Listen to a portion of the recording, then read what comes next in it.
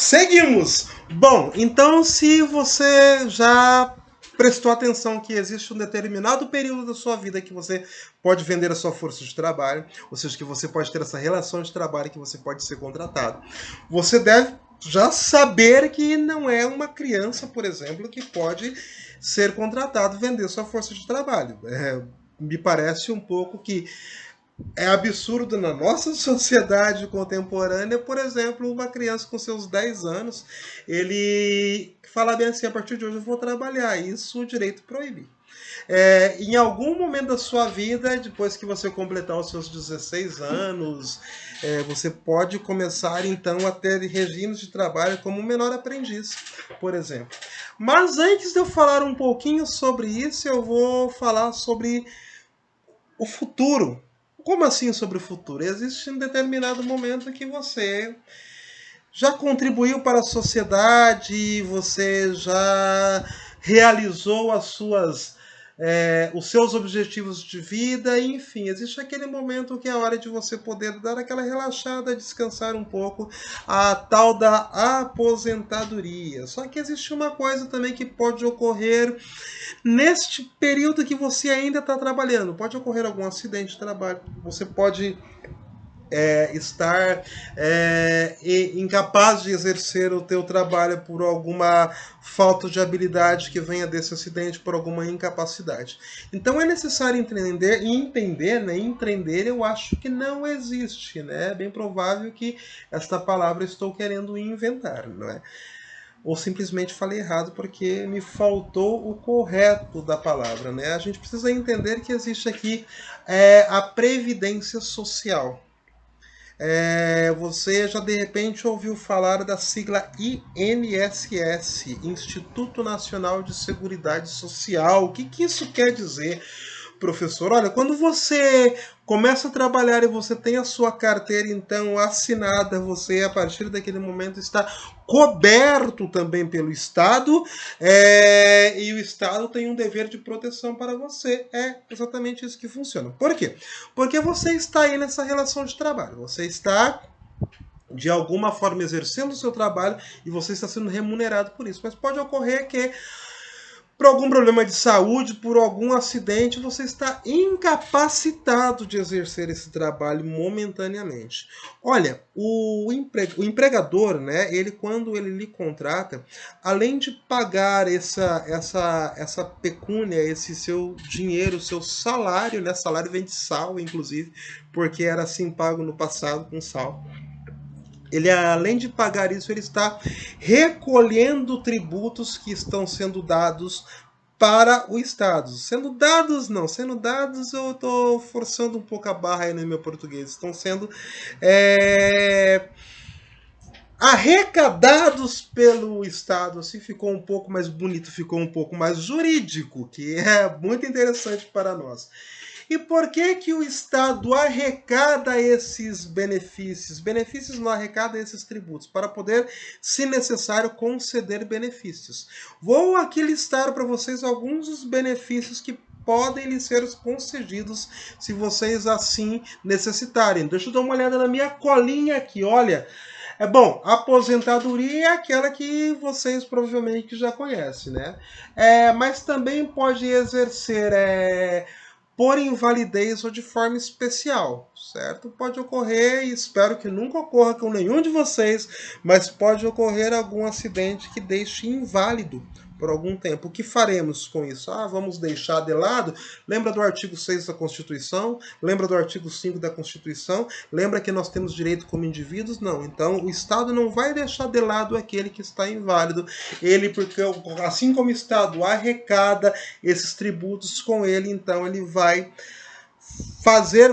pagar uma determinada tipo de contribuição, que muitas vezes é até chamado de aposentadoria também, não sei se de forma tão correta, mas enfim, vamos deixar esse assunto para lá, por invalidez também, isso de algumas outras formas especiais. Existem auxílios que muitas vezes a gente fala assim, fulano foi aposentado, né? Não é que ele foi aposentado, ele de repente tem um auxílio. um auxílio acidente, um auxílio reclusão, um auxílio doença. A gente também tem os salários família e maternidade. E pode ocorrer que, aí como eu falei mais uma vez, eu espero que não ocorra com você e com nenhum de vocês, nenhum dos seus, mas se ocorrer a causa mortes de alguém e esse trabalhador ele era o responsável por manter o sustento da sua família e for comprovado, por exemplo, que os seus cônjuges ou um filho que esteja numa situação complexa, quem ficou tem direito a uma pensão por morte. Sim, então vou falar um caso concreto aqui. Eu tenho um casal aí, neste casal, o senhor do casal faleceu e ele deixou a sua viúva numa situação complicada. Ela nunca exerceu nenhum trabalho fora de casa, ela não consegue se colocar no mercado de trabalho, mesmo que consiga, mesmo que trabalhe. Aquele dinheiro que o marido trazia para casa, o companheiro trazia para casa, era completamente importante para o sustento do lar. Esta viúva, ou o viúvo, se caso for o contrário, ele tem direito a uma pensão que ele vai receber porque o seu cônjuge faleceu. Ficou claro isso? Se não ficou, logo mais a gente vai se encontrar de novo para perguntar sobre isso. Este é um outro ramo do direito, que a gente está falando aqui junto com o direito do trabalho, mas isso é o direito previdenciário. É muito importante, por quê? Porque são formas que o Estado tem, são as formas legais de estar cuidando dos seus. Artigo 5 e artigo 6, novamente, da Constituição. Ele está falando que é dever do Estado. A gente não pode simplesmente pensar, falar bem assim, é um dever do Estado. E aí o Estado que vê como é que faz. Não, em forma de lei, existe alguma lei em algum canto do nosso ordenamento jurídico que ele vai necessariamente dizer como que é feita essa parte. Ok? E aí, seguindo em frente, eu vou falar já linkado com isso de um outro direito. Bom, não temos aqui então nenhum acidente, a gente não tem também nenhum falecimento, nós temos um motivo de alegria, que é o nascimento. É quando nós temos mais um pequeno cidadão vindo para o mundo. Certo? E aí, então, essa mamãe aqui hipotética, ela estava exercendo o seu trabalho, estava aí, que a mulherada está cada vez mais mostrando a sua força, e assim que tem que ser. O mundo é das mulheres, fazendo essa propaganda aqui, porque assim eu acredito.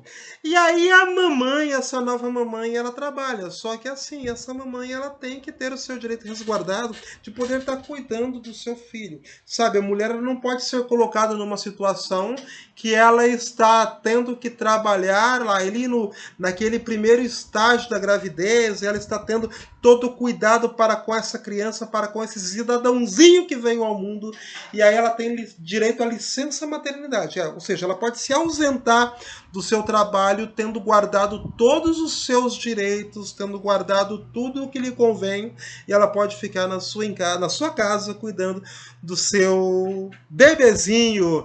E aí, mais uma vez, vamos ser aqui bem didáticos, fazendo uma leitura também na minha cola. Vou resumir para vocês aqui. A licença maternidade, ela é então esse período que a gente concede para as mulheres, né? Ela foi concedida esse período para que ela possa se afastar do trabalho e poder cuidar então do seu bebê. Como que acontece isso, na verdade, por quanto tempo que ocorre isso? A gente tem em torno de 120 dias, que são 4 meses, e pode ir até cerca de 6 meses. Nossa, é tanto tempo? Não, não é tanto tempo não. Se você estiver com uma criança para cuidar, esse tempo de repente pode ser até pouco. E é assim que funciona no nosso ordenamento jurídico, ok?